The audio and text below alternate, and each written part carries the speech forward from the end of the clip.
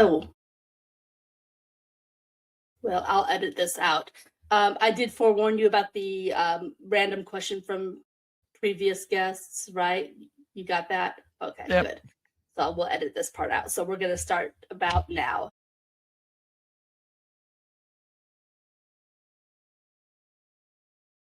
Hello, and welcome to another episode of The Molten Truth. This is Zoe Michaels, and we are here today with A-M Mawhiney. And I have to admit, I had to ask her beforehand how to say her name because, as you have known from watching episodes before, I am infamous for saying names wrong. So today I wanted to get it right. Anne-Marie, thank you so much for joining us. Thank you for having me here. I've been looking forward to this for a long time. I know we had a little trouble connecting with each other at one point. My schedule was a little wonky, and then you had something that prevented you from making it. So I'm glad we were able to finally connect. Me too. Yeah. So because sometimes I have good intentions, but sometimes my memory fails me, I do want to get out of the way your website so people can find you. Can you share that with us? Yes, it's www.A-M Mawhiney. So if you look at my last name on the screen and add A-M in front of that, .ca, and that's the website. Okay. And for those of our listeners who may not be able to see the names at the bottom of the screen, either because you're only listening and not watching, I will have the website listed on the post. So feel free to check that out on the blog post that will be going out for this episode. So great. Thank you so much for sharing that. And so you and I share a publicist, and he sent you my way. And usually it's because people have either written books or they're into, movies or sometimes it's musicians. In your case, you're an author. Would you like to tell us a little bit about your journey? Yes, it's still a bit of a surprise to me. I worked as a social worker and then as a university professor for about 40 years and retired in 2018, and never expected this writing journey would happen.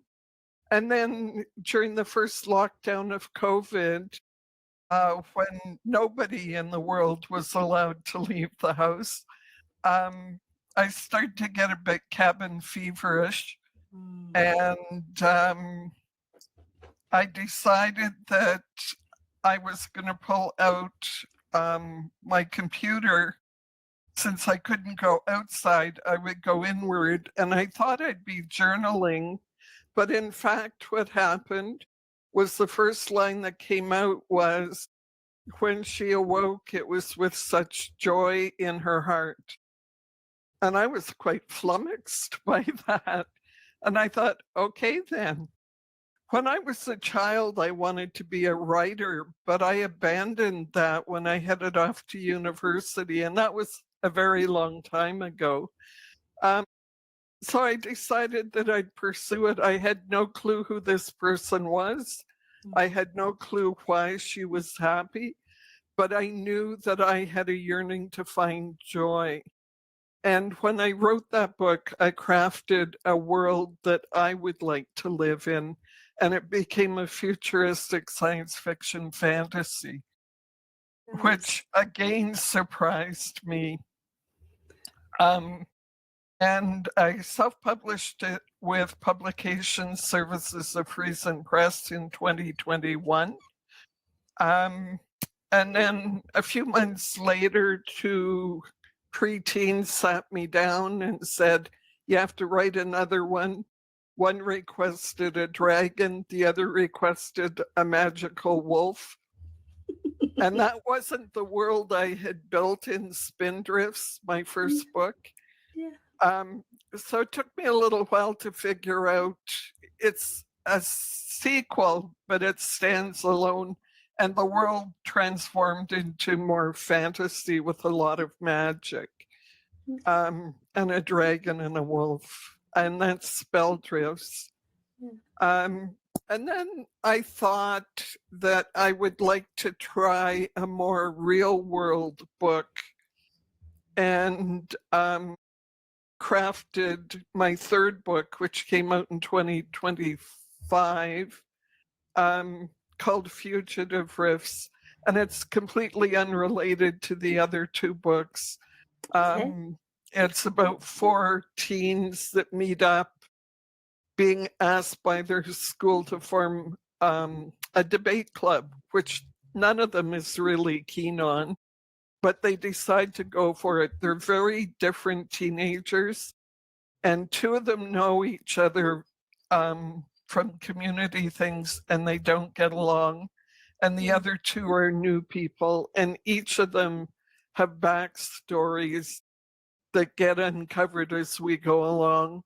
They each face a life-changing challenge, and we follow how that progresses and what happens to them after their life changes.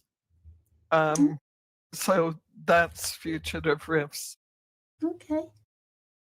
So you said that choosing to write, especially the first book, came as a surprise to you. So have you never done any kind of just, small articles or just writing just for your own enjoyment before that? When I was a child and a teenager, I wrote poetry and short stories, mainly for school, the short stories. Okay. And then as an academic, I wrote academic articles based on my research. But that meant when I started to write creatively, that I had to shift, because academic writing is very fact-based, very rational, very staid, a little bit pompous. And I had a lot of editing to do with my first book to capture the more creative way of writing a science fiction fantasy book. I had lots of helpful feedback in making those changes. Well, that's good. It's good that you had feedback. So I'm curious, just that I've spoken with different writers and I know my own experiences. I have found that while my family and friends are supportive, they aren't necessarily my audience. Have you found that to be the case for you? Um, they're not my natural audience, Mhm. but I have friends and relatives who are very loyal Mhm. and have read my books, Yeah. and seem to like them, and they're looking forward to each new one as they come out. Um, and some of them have written very positive reviews, but others just sort of nod when I talk about my writing and quickly change the subject. Yeah. And that's okay too. These books aren't for everybody. Yeah. I would imagine that's true of even some of the more famous authors out there. I would imagine, that Charles Dickens had his fair share of friends who were like, "Yeah, that's nice, Charlie," or I would your think so. Nora Roberts, who's like, "Yeah, that's nice, but we like this genre," you know. Yeah, So I think that is normal. I So, do too. so what are your plans now that you've got 3 books under your belt? Are you starting to think ahead about a fourth book or? I've just started tentatively a fourth book that follows one of the minor characters in Fugitive Riffs. Okay. Um, she's an irascible kind of character who lived Mhm. unhoused for ages and has no memories of where she came from or what her life had been. Okay. And in Fugitive Riffs, we reach a good place with her, but I found myself starting to wonder, well, where did she come from and what was her life story? Mm. So I've got about 45 pages of drafting. I'm a pantster, so I'm not quite sure where we're going yet. But I'm kind of exploring her story. Absolutely. Going back to the beginning, you were talking about your first two books and them being like happy, joyful, set in the future. I remember thinking in that moment, wow, that's so unusual. When I hear science fiction, I also in my head think dystopian most of the time. That it's always a future that maybe looks good on the surface, but there's problems underneath, or it's a full out disaster. So I thought, wow, that's very unusual to have something set in the future that appears happy. Well, in fact, there are things going on underneath in the first book. Mhm. Um, I was determined to write, it's called The Place They Live is Land of Hope. Hmm. But it's a pretty boring book if there isn't a little bit of tension. And all True. of a sudden, as a pantster, I started to feel things stirring underneath the sort of utopian world. Yeah. And so we explore that in the first book. In the second book, things are all resolved from the first book Mm. until strangers come into the land from another place. It's a mystery at first. And they want to go back to the old ways. Mm. The two books are kind of matriarchal societies, Mm. and they want to go back to the patriarchal ways. And so there has to be conflict resolution Gotcha. between the two groups. Absolutely. Well, and you're right. I mean, every good story, I mean, I'm going to pick on Little House on the Prairie just because I was watching the episode earlier today. But Yeah, I mean, something as nice and family, there's always still some kind of problem or villain, even in something like that. So, yeah. I mean, that's just what it takes to write a good story. You've got to have something that causes tension or some issue, even if it's an internal issue. There just has to be something. Otherwise, what's the story? It's boring. Yeah. You know, I knew that the first go around with my story skimmed the surface of any even fantasy or Mhm. futuristic world, Yeah. and that there had to be more to it. And it was quite a ride, and I was quite surprised at my creative thinking about the whole thing. Yeah. And then for Spelldrifts, the fantasy, I hadn't read fantasy books for a number of years because they kind of pulled me into a mystical world, Right. and my job was in a very real world, and Yeah. I couldn't kind of dream like that. So I kind of made up a very different kind of world and different kinds of magic Mm. that probably break a lot of rules. But I'm happy with what happened and I get good feedback on it. Absolutely. Well, that's the whole, I think, the whole pleasure of writing fantasy or futuristic things is that you get to create the rules of that world. You can suspend reality to some extent. You Mm-hmm. know, I think of there was this old Walt Disney, I don't know if it was just like a short feature, but I remember I'll never forget this episode about the plausible impossible. And that was the magic of Disney. They would take something that could never happen in real life, but if they made it plausible, we would, we would dismiss that it wasn't possible in real life and we would thoroughly get lost in the story. And we get Mm-hmm. to do that as writers. We can say, well, this is the world I'm building. And, yes, that could not happen in the real world, but in this world, we change the rules a little bit here, a little bit there, and suddenly, boom, this is possible. And I love That's that. right. Yeah. I painted myself into a corner a couple of times and had to go for long walks to figure out what's the solution. Hmm. How does it twist so we can keep going? And some of that took a lot of thinking and a little bit of spontaneity as I worked with my fingertips on the laptop. Yeah. And I get that. That's the thing. We can start writing a story even before we start typing, even before it ever gets to a point where the story is fashioned.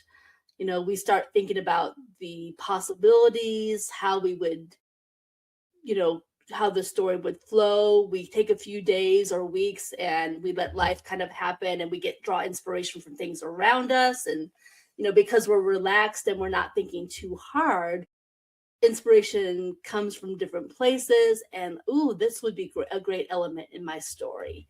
And I love that we can do that. I keep like a little note in my phone, like a little notebook, when things occur to me, like, oh, that would be a great element to add. Or, oh, I love that Mhm. name, let me, jot this down. I'm sorry, my phones are driving me crazy, so if you see me fiddling, it's just like they keep trying to fall off of me. So but I love that we could, we've got that source of inspiration, and we might take a day or a couple hours where we jot down our story and our outline, our ideas. We might even start writing a few paragraphs, but we can put it on pause and give ourselves time to think and absorb the world around us to create more of that story. At least that's been my experience. I don't know about you. It's been my experience as well, but there's been another dimension that completely surprised me, which is even when for a pantser, even if I have a thought in mind that I wanted to try, it's like the characters take over and they go, that's not what's going to happen. We're going to leap into this now. And I've talked to other authors, even people who are like plan every paragraph practically. And they say, oh, yeah, I plan it, but sometimes something shifts. And it's quite expected. In my first book, a character was supposed to be visiting Land of Hope to take knowledge back to where she lived. Mm. And I was thinking, okay, she has to say something at this one scene. What does she say? And what she said was, I love it here. I wish I could stay. And I thought, well, that's a little pushy because I hadn't anticipated that. But in fact, she stayed and she was in the second book as like one of the primary characters. Yeah. And I thought, no, I wasn't expecting that. And there are other examples of that as well. Yep.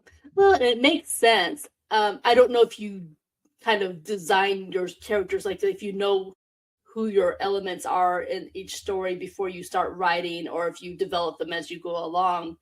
But if you have someone with a specific personality and you're writing to that personality, I can see where their personality might seep through and they would say something like what you just said, Mhm. and it would catch you off guard because you're not writing to your overall idea, you're writing to that personality. When I write, the characters emerge. Mhm. And as I start to see their character, then when I'm writing, I kind of get immersed in who they are. And the writing, as best as I can, reflects it. So if I have somebody who's very serious, um, they talk a little bit more rationally, more like an academic, maybe.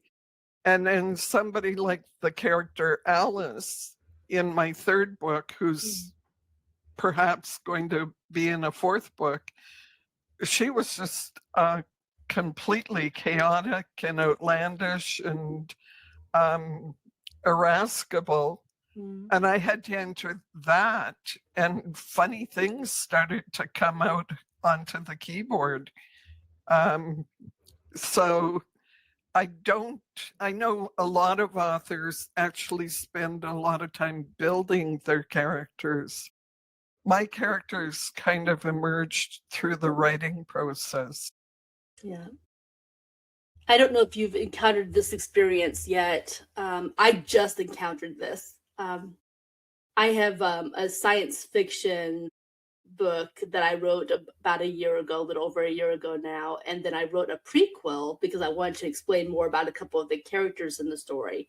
But it was always my plan for that first book to be a two-part book. So Mhm. part two has yet to be written. I had outlined it. I had this idea in my head of exactly where I was going to go, including a little bit of a cliffhanger at the end of the first book that I was going to then twist a little Mhm. bit. But in doing interviews and speaking with other more experienced writers, um, and them not making direct suggestions, but just comments they made, one of the conversations I had very recently has changed my mind about how I'm going to do that second book. So my initial twist is not going to be what I actually end up doing. It's going to be, I think, even better because of that conversation with someone more experienced. Mhm. So, When I wrote my first book, I thought I had wound up the whole story in a tidy bow because I thought one book and I'm done. And then when the preteens sat me down, mm, I thought, oh, I guess there's more. And an author who is also a Friesen Press author reached out to me having read my first one and said, no, you have to write more. And he said, it's a world that I would love to live in, and you have to keep writing.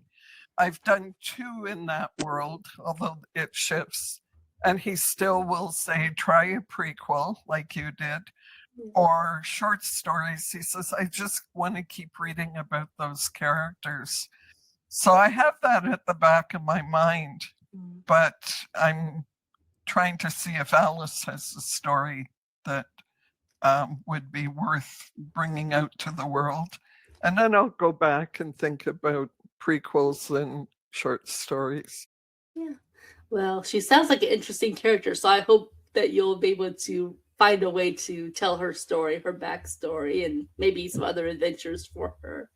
Yeah. Um, so tell us about you. I mean, so you're an academic, you're a writer, but who are you outside of that? I'm a partner to Dave, uh, who came to me a bit later in life with Mhm, a whole family that have brought me into their family. Um, I'm a sister to three sisters and an aunt to a niece and nephew and their partners, and now a great aunt. Um, I'm a basketball fan, which is a good thing because we go to lots of teenage basketball games. mhm, Um, and we have a cabin on an island about 30 minutes drive from where we live in town. I come from a community with an interesting history, Sudbury, Ontario, Canada, uh, which is a nickel mining community. okay. Um, and for 100 years, of course, there were no controls on the extent of the pollution. When I Mm, was a young child, there were days we couldn't go out because the acid rain or the sulfuric dioxide was so strong it would like burn your nose and your throat. Um, and so, with that kind of burning, we were known as kind of a moonscape. Our rocks were all burned, the trees were all gone, our lakes were dead, air pollution. And a group of community people, including people from the university, about 50 years ago, decided we're going to rehabilitate this community's environment. And 55 years later, we have bush, we have trees, we have vibrant lakes. Jane Goodall put this as one of her reasons for hope in a documentary she did a few years ago. And to various parts of the world, we're known for our regreening project. So I have been steeped in that for pretty much of my life to see the evolution. And I know that there's still work to do in this community, but it's an inspiring tale for other communities, whether it's the kind of history we have or other histories, or a community that has other problems in it. They may be social, political, economic. To think about how can people pull together to build a stronger community. And we still have issues here, but we also have a mechanism to pull people together from very different parts of the community to problem solve and find ways forward, knowing that things take time. Yeah. And I wasn't really integrally part of that whole regreening process, but I was certainly an active observer and champion of it. Well, it's nice to hear. Yeah, I have to say, and I guess it's because I never cared to know. That's all I can think of. But I've never imagined that degree of pollution in Canada. When I think of Canada, I think of pristine lakes and beautiful mountains and just, the cities are cities, but outside of that, I just think pristine, green, clean when I think of Canada. 30 miles from here, Mhm. even when I was a kid, it was like that. But in the community here, the city, which is about 175,000 people now, Mhm. it was like a really horrific landscape. Mm. Because before we built a super stack and before there were regulations about cleaning up the amount of pollution we were spewing, we were probably one of the worst polluters in North America, if not beyond. And now we're known for having turned all that around. And see, and that's amazing that that collectively you saw a problem and then you actually fixed it. And commercialism, money didn't get in the way of making that change. That's very impressive to me. The companies and the unions got on board and worked together on this at a time when the companies were doing mass layoffs because ways of mining became more mechanized and nickel prices dropped. And still, they wanted to problem solve for the long term. And it was quite impressive that they and activists and business people and academics all sat at the same table and said, okay, let's look long term. Yeah. Yeah. And that's I think the part that's so impressive is that they did look long term. I look around me and frankly, I don't watch or look at the news any more than I have to because I find it depressing. But what little I do see, people see these problems here. There's talk of change, but it always comes to a dead end. And ultimately, it's about the money or it's about the short term view instead of the long term view, despite the stated goals. So, seeing Canada as a place where they actually took action instead of just talk. Again, it's impressive. And it is unusual. Mhm. And there will be still people who haven't visited here in 30, 40 years would say, why would anybody live there? But we have a beautiful environment now. I can walk 10 minutes from here and there's the lake and people are fishing, people are canoeing and kayaking. And Mhm. around the corner, I can walk through bush for hours and hours and hours right in the urban landscape. Um, and it's pretty remarkable, the change. That really is. That's amazing. So we're getting close to the time where we I don't want to lose out on time and forget to ask you the question from the previous guest. So they asked the question, if you could change something from your childhood, what would it be? Ooh, that's a very good question. Um,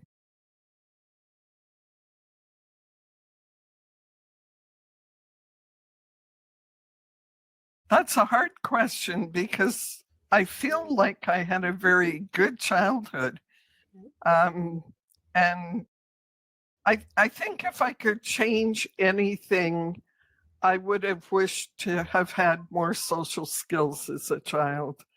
I was a little bit, well, I was very socially awkward Mhm. and also not the least bit athletic. So if I could change something, I would have liked to have been more athletic as a child and even as an adult. I know how you feel about that. I have to agree with that same wish for myself. I wish I had been athletic as a child, and oh, I'll never be athletic as an adult, but I'd like to be. Yeah, yeah, it would be nice. I'm surrounded in my family with athletic people, and I'm a great cheerleader for them. I get that. My close friends have always been very athletic, but I think, and this is again, maybe it's about how you're raised. I don't know, but I remember enjoying being active, doing things, love playing like your volleyball, your games outside. I didn't even necessarily mind running, although I didn't love it.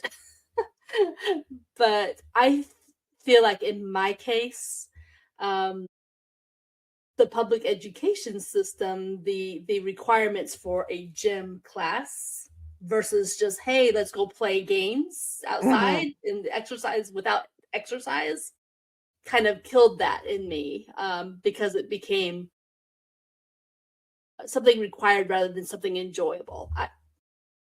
Well, Maybe that's and just my feeling. somewhat unrealistic. When I was in grade 11, Mhm, I probably weighed 95 pounds. mhm, No athlete like I see around now where everybody's on the fitness routine. mhm. And I had to lift a 20-pound barbell 15 times if I was going to pass that phys ed module. Yeah. In my class was a classmate who was 6 feet tall, a natural athlete who did work out with weights. Mhm. And she just looked at me and she said, don't let this change your world. That's just not a realistic expectation for you. They should have started you on 1 pound weights. Mhm. And if it wasn't for her, I would have felt like a real loser. Yeah. But she said, no, they're trying to get us all to be the same, but we're not starting from the same place.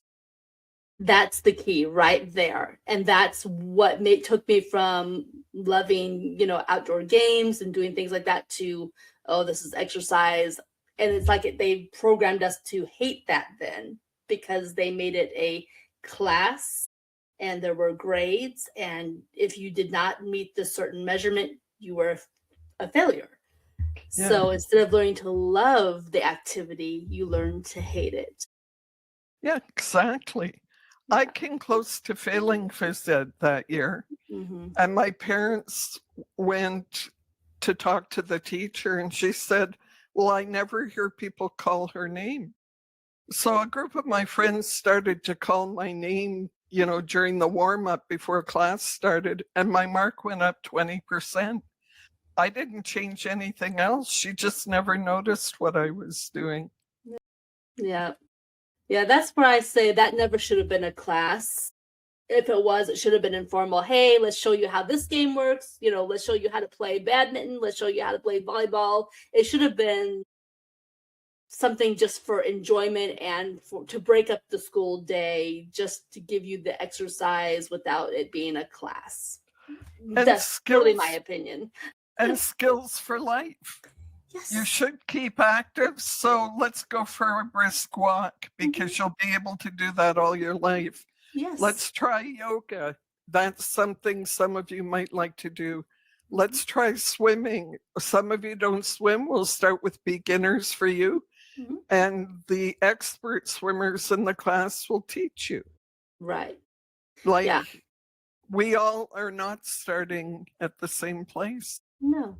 It's kind of like just like when you're not used to eating certain foods and you're trying it for the first time. Here, taste this. So taste this type of exercise. Yeah. See if it agrees with you. See if it grows on you. But if ultimately it doesn't work for you and you're not pleased with it, well, no one's going to force you to continue that activity. We'll find you something that's more in line with you. Yeah, as long as you do some activity.